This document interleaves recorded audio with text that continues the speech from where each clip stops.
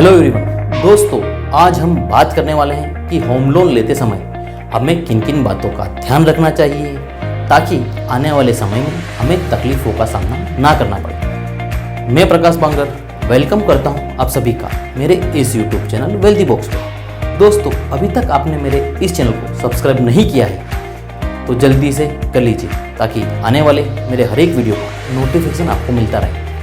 मैं इस चैनल के माध्यम से आप तक प्रॉपर्टी, इन्वेस्टमेंट और लोन से रिलेटेड वीडियो लेके आपके सामने आता रहूँगा और मेरी जानकारी आप तक पहुँचाता रहूँगा। तो चलिए दोस्तों, अब हम इस विषय में आगे बढ़ते हैं। हम जब कोई घर खरीदते हैं उस समय पैसे की कमी पड़ने पर बैंक के द्वारा लिया गया लोन, उसे हम होम लोन कहते हैं। ये एक आम आदमी की ज़िंदगी का सबसे बड़ा लोन होता है। वो उसे अपनी योग्यता के अनुसार 5 से 30 साल तक निश्चित करे गए EMI के रूप में बैंक को हर महीने चुकाता है।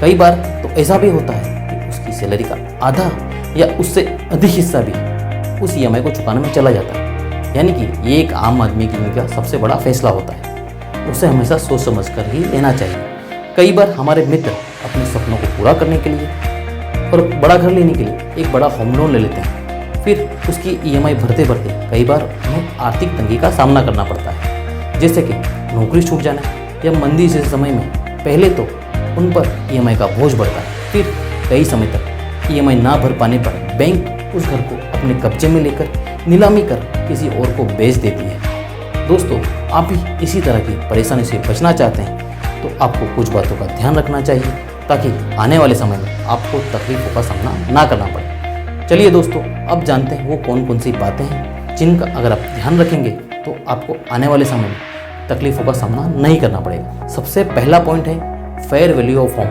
दोस्त, जो भी आप घर खरीद रहे हैं उसकी सही कीमत को जांच परखने के बाद ही उस घर को खरीदें। कहीं ऐसा ना हो कि आप जो घर ले रहे हैं उसकी कीमत कम हो और आप उसे ज़्यादा कीमत में खरीद रहे हैं। अगर ऐसा है तो आपको ये फैसला काफ़ी महंगा पड़ सकता है। इसलिए जब भी आप घर लें तो उसकी सही कीमत को जांच परखें, उसके बाद ही उसे खरीदें। मेरा दूसरा पॉइंट है एक्सपेंस फॉर होम लोन, यानी कि आप जो होम लोन ले रहे हैं उस पर लगने वाले चार्जेस, जैसे कि processing fees, document charges, mortgage charges या अदर चार्जेस। इस तरह के चार्जेस होम लोन की अमाउंट का 1 से 2% तक होते हैं। मान लीजिए कि आप 30 लाख रुपए का लोन ले रहे हैं, उस पर 1 से 2% के हिसाब से 30 से 60 हज़ार रुपये तक का एक्स्ट्रा खर्च आ सकता है। इसलिए जब भी आप कोई होम लोन ले तो उस पर लगने वाले एक्सपेंसेस को ठीक से समझे, बाद में ही आगे बढ़े। मेरा थर्ड पॉइंट यह है कि होम लोन पर लगने वाला इंटरेस्ट टाइप। आप जब भी होम लोन लें तो कम से कम रेट ऑफ इंटरेस्ट वाले बैंक के द्वारा ही होम लोन लें। होम लोन का इंटरेस्ट टाइप समझना हमारे लिए इसलिए ज़रूरी है क्योंकि हमें ये पता होना चाहिए कि हम जो होम लोन ले रहे हैं उसे हमें इंटरेस्ट सहित बैंक को कितना पैसा वापस लौटाना है। होम लोन पर लग रहे इंटरेस्ट टाइप 2 प्रकार के होते हैं, जिनमें पहला है फिक्स्ड रेट ऑफ इंटरेस्ट और दूसरा है फ्लोटिंग रेट ऑफ इंटरेस्ट।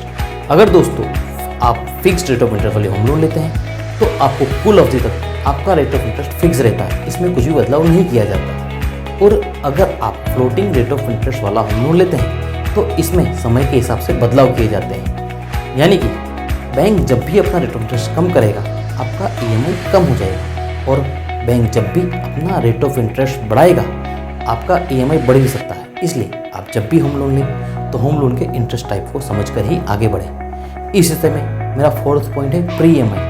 अगर दोस्तों आप रेडी टू मूव या रीसेल में कोई प्रॉपर्टी परचेस करते हैं, इस कंडीशन में आपको प्री EMI नहीं लगता। लेकिन अगर आप कोई अंडर कंस्ट्रक्शन प्रॉपर्टी परचेस कर रहे हैं उस कंडीशन में आपको प्री EMI लगता है। एक एग्जांपल के रूप में आप एक अंडर कंस्ट्रक्शन प्रॉपर्टी परचेस कर रहे हैं, उसका स्टेज ऑफ कंस्ट्रक्शन 30% हुआ है और आपका होम लोन 30 लाख रुपीज़ का है। इसी कंडीशन में बैंक बिल्डर को पूरा पेमेंट नहीं करती। उस कंडीशन में बैंक बिल्डर को 10 या 11 लाख रुपए का ही पेमेंट करेगी और आपको 10 या 11 लाख रुपए इंटरेस्ट चार्ज करेगी। उस इंटरेस्ट को प्री EMI कहा जाता है। तो इसलिए आप जब भी कोई प्रॉपर्टी परचेस करें तो बिल्डर से जल्द पोजीशन की बात करें ताकि आपको प्री EMI का बोझ ना पड़े।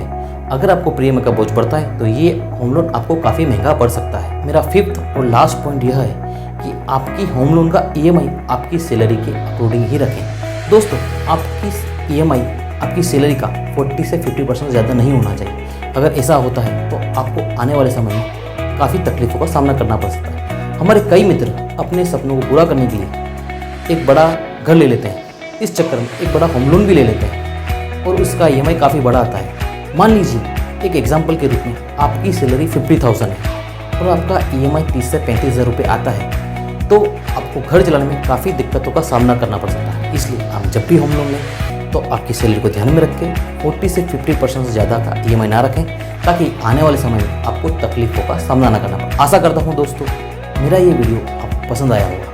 पसंद आया है तो इसे लाइक, शेयर और सब्सक्राइब अवश्य कीजिएगा और मेरे इस वीडियो को आपके मित्र को भी शेयर कीजिएगा, ताकि वो भी इस जानकारी का फ़ायदा ले पाए। दोस्तों अगर आप किसी भी प्रकार की प्रॉपर्टी, इन्वेस्टमेंट और लोन से रिलेटेड जानकारी चाहते हैं तो मुझे कांटेक्ट कर सकते हैं। डिस्क्रिप्शन बॉक्स में मेरा नंबर दिया गया है। थैंक यू दोस्तों, धन्यवाद।